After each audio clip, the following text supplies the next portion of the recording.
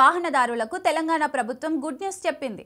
2026 చివరి దాకా అన్ని రకాల ఎలక్ట్రిక్ వాహనాలపై రోడ్ ట్యాక్స్ ను మినహాయిస్తున్నట్లు ప్రకటించింది. రాష్ట్రంలో కొనుగోలు చేసే అన్ని ఎలక్ట్రిక్ వాహనాలపై రిజిస్ట్రేషన్ ఫీజు 100% మినహాయింపు ఇవ్వాలని సీఎం రేవంత్ రెడ్డి సర్కార్ నిర్ణయించింది.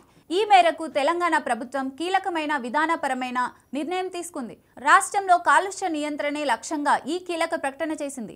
ఈ మేరకు గతంలో ఉన్న పరిమితులను రద్దు చేసి మరో 2 ఏళ్ల వరకు ట్యాక్స్లను రద్దు చేస్తూ జీవోను కూడా జారీ చేసింది. దీంతో ఎలక్ట్రిక్ ద్విచక్ర వాహనాలు, కార్లు, టాక్సీలు, క్యాబ్లు, ఆటో రిక్షాలు, తేలికపాటి రవాణా వాహనాలు, బస్సుల కొనుగోలు చేసే వారికి భారీ ఉపశమనం లభిస్తోంది. రాష్ట్రంలో కొనుగోలు చేసిన ఎలక్ట్రిక్ ట్రాక్టర్కి కూడా ఈ ఆఫర్ వర్తిస్తోంది.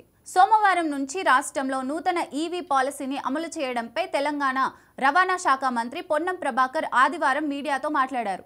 ఢిల్లీ తరహాలో హైదరాబాద్లో కాలుష్యాన్ని నివారించేందుకు ఈ విధానాన్ని తీసుకొచ్చామని చెప్పారు. సోమవారం నుంచి ఎలక్ట్రిక్ వాహనాల నూతన విధానం అమల్లోకి వస్తుందని వెల్లడించారు. అన్ని రకాల ఎలక్ట్రిక్ వాహనాలపై 100% పన్ను మినహాయింపు ఉంటాయని వివరించారు.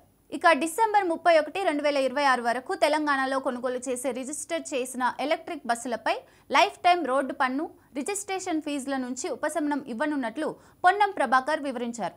అయితే ఈ బస్సులను తప్పనిసరిగా నడపాల్సి ఉంటుందని స్పష్టం చేశారు. టీజీఆర్టీసీ బస్సులతో పాటు తమ సొంత ఉద్యోగుల రవాణా కోసం కంపెనీలు కొనుగోలు చేసే ఎలక్ట్రిక్ బస్సులకు కూడా ఈ మినహాయింపు వర్తిస్తుందని మంత్రి పొన్నం ప్రభాకర్ వెల్లడించారు. ప్రభుత్వం తీసుకున్న ఈ నిర్ణయంతో 10 లక్షల లోపు ధరతో కారు కొనుగోలు చేసిన వారికి 1,40,000 నుంచి 90,000 వరకు ట్యాక్స్ మిగులుతుంది.